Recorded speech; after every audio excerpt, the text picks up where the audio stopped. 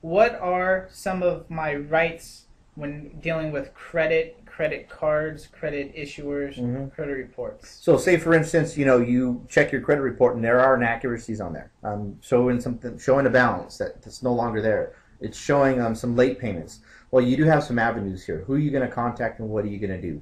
One of the first places you go is to the credit bureaus to dispute, and there are some laws that are governing out there. Fair Credit Reporting Act, Fair Debt Collection Practices Act.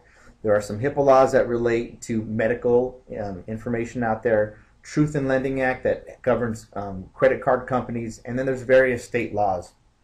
In addition to the credit bureaus themselves, the FTC is a big one for, and if you gets to a point where you need to write complaint letters, who do you go to? The FTC, your state attorney generals.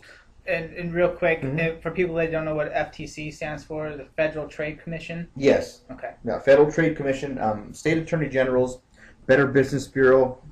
There will be some local attorneys that specialize in this industry, and then a company such as us, where they've had some experience in dealing with missing information or mishaps.